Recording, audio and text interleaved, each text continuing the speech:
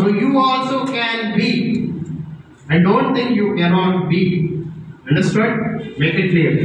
So you can also be, provided you have the right strategies, right attitudes, right kind of thought process doing research on why they are rich, including historical, social, all those reasons. Then why they are restricted. There is a lot of literature available regarding everything. I just need to connect the dots and finally put up that. That takes a little time.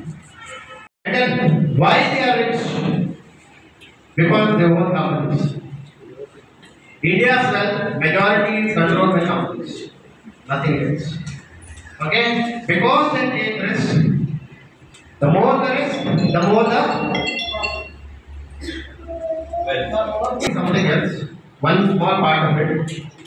ఈరోజు మా ఇన్స్టిట్యూట్లో CMA భవన్లో ఒక programme arrange చేసామండి in association with company secretary institute తోటి. ఒక ఆయన పెంటకోట సురేష్ గారు, ఆయన ఐఆర్ఏఎస్ అనమాట, ఇండియన్ రైల్వే అకౌంటింగ్ సర్వీసెస్. ఆయన కాస్ట్ అకౌంటెంటు, కంపెనీ సెక్రటరీ కూడాను. ఆయన స్పీకర్ కింద వచ్చారు. ఈ shared is knowledge on the subject